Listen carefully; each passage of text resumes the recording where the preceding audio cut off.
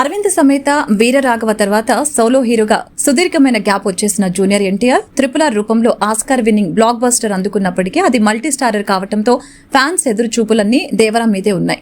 September 27 విడుదల కాబోతున్న ఈ పాన్ ఇండియా మూవీ బిజినెస్ అప్పుడే పీక్స్ లోకి చేరుకుంది. ఇప్పటిదాకా వచ్చింది ఒక పార్టీ అయినా హైప్ మాత్రం అమాంతం పెరిగింది. ఇంకోవైపు హృతిక్ రోషన్ తో కలిసి వార్ 2 షూటింగ్ లో పాల్గొంటున్న తారక్ కేవలం ఏడాది నిడివిలోనే ఈ 2 సినిమాలను అభిమానులకి కానుకగా ఇవ్వబోతున్నారు.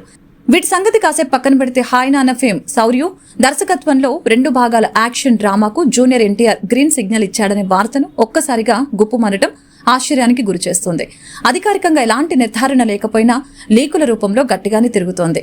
అయితే తారక్ ముందు దేవరా 2 పూర్తి చేయాలి. దీనికన్నా ముందు ప్రశాంత్ నీల్ డైరెక్షన్ లో డ్రాగన్ ప్రచారంలో ఉన్న టైటిల్ ఉంది.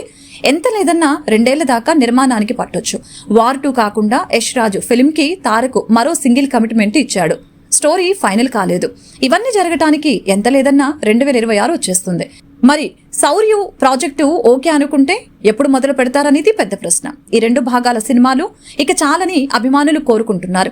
వీటి వల్ల ఏళ్లకేళ్లు గడిచిపోయి తమ హీరోని తక్కువ చిత్రాలు చూడాల్సి వస్తుందని ఆవేదన వ్యక్తం చేస్తున్నారు.